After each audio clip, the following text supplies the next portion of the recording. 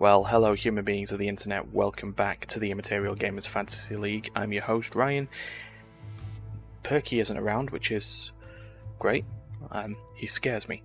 So let's have a look at week 5 and where we were at that point. So, Duncan had grasped control of the top of the leaderboard away from Terry, whereas Darius and Pinky were still working towards getting out of the elimination buffer. And the only way they can get out of the elimination buffer is predictions. So let's go to them. Here is Darius's predictions. We're going to take the focus again on Excel's matches this week. 1, because I can and I'm an Excel fan. 2, because we've not looked at their predictions like that for a bit. So there we go. So that means it's Misfits and Astralis being their opponents this week. And Darius has started with a Misfits win and an Excel win in that particular order. A lot of split decisions either way though, in terms of objectives. Going for that Astralis First Blood, which they're quite capable of doing all the time. Then there's Martin and myself, and the split decision on the Misfits versus Excel match. Martin going with Misfits, me going with Excel, and with a lot more Excel picks on my side than on Martin's. That's not fully the case. That's not fully the case when it comes to Excel versus Astralis. A near sweep for mine, and just a full sweep for me. Stefan and Terry basically still playing the sweeps game. Because, well, don't fix what ain't broken, right? So, Misfits for the pair of them, Excel for the pair of them. Duncan went for Misfits, taking a majority of the objectives on the Friday game, and Excel taking everything but First Blood on the Saturday game. Pinky has flipped Misfits and an Astralis win. And then finally, Perky calculated a Misfits win and an Excel sweep. So, with that in mind, let's see how those predictions came to fruition or not. And how is more if. It's the week 6 rundown. Let's go. Let's go. Fnatic versus Astralis is the first game on the docket. And, Astralis started off strong. First Blood in the Dragon Pit. Or outside the Dragon Pit. Which, 4 minutes later, led to a dragon. Herald, though, was taken by Fnatic at 10 minutes 50 odd. Tower was also taken by Fnatic, while Promiscue decided he wanted to run towards enemy fountain. Astralis, though, got the Baron. Got a kill lead. Got a soul. And got another win. That's 2. Right, game 2. Misfits versus XL. One of our featured prediction matches. And, First Blood to Misfits in their jungle.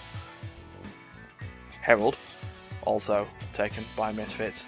Dragon, a little late, but also taken by Misfits. Yeah, this hurts me greatly. Tower, taken by Misfits. It hurts me greatly, because it was a Misfits sweep. XL couldn't get in control this game. They got a lot of kills, but those Misfits were getting everything else, and the overlay died just long enough for Misfits to win the game. Game 3, BDS versus Vitality. The Super Team versus the new team.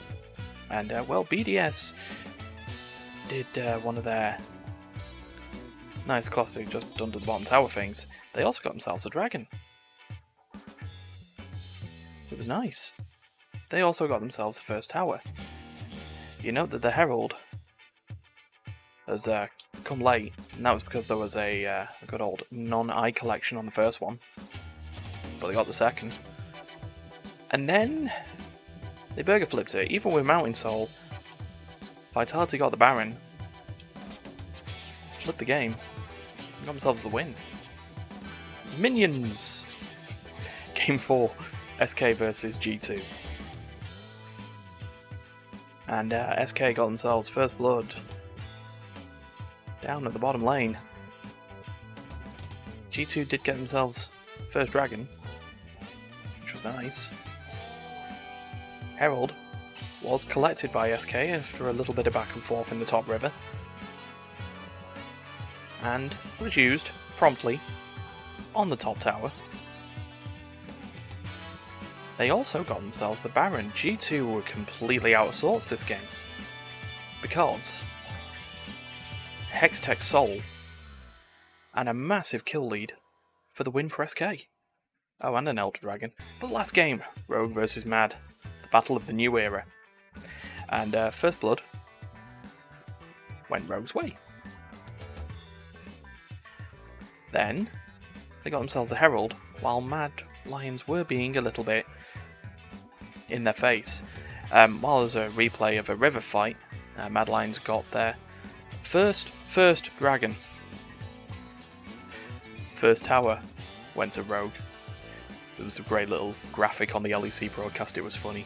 But Baron went to Rogue, as did the win. So it was a big cost to get the first dragon. But that's how it worked. Right, that's Friday. Let's move on to Saturday. XL up versus Astralis, our other featured prediction game. And First Blood was an Astralis just takedown. They're using this new sort of meta where they just pile on people, pile on targets. XL did get themselves the first Herald, while Astralis were just absolutely hammering the bottom lane. Again, using this sort of deck collection strategy that got themselves the first tower. They also got the first dragon. And then it settled down, and XL went online. Got themselves first Baron. And then, with Ocean Soul and a much better kill lead, they got themselves the win after 40 minutes or so. SK versus BDS is the next game. And First Blood, well, you went to SK again. They're coming online. Herald went their way as well. Even if there was an attempt at picking it up. Dragon did go to BDS though. Bit of a cross-map play, really. Bottom tower went BDS's way, while we were looking at mid-lane action. Then, Elder Drake first, Baron next for SK. And they got themselves a 2-0 week. Game 3, Mad Lions versus Misfits. Mad Lions did not take the loss against Rogue very well. They went ham for First Blood, and they got themselves first Herald as well, playing it a little bit by the book. They also got their second first dragon of the split, and got themselves a tower on the bottom lane, while Misfits were just invading jungle. But then Misfits just got back into it, and with a kill deficit, they got themselves a Baron and an Inferno Soul, and converted it into a win. Game 4, Vitality versus Rogue. The leaders versus the super team. And well, First Blood just sort of happened pile on by Vitality. Dragon was picked up by Rogue, because they understand the need for neutral objectives. Herald, also a neutral objective, was picked up by Vitality. First tower, though, went to Rogue, while a loss of life happened on the top lane. Baron went to Rogue, with 3 dragons up. They then got themselves Cloud Soul, and got themselves the win. Last game, and it's always the big rivalry, Fnatic versus G2. Well, it started off well for G2. First Blood, just in between towers. On the top lane, Fnatic did get themselves a dragon. G2 did try to contest it a little bit, just a little. Herald, though, also went Fnatic's way. And G2 did try to contest that one a bit more. Then, Fnatic got themselves the first tower. And G2 did the other G2 thing of just, well, losing it. Baron went Fnatic's way.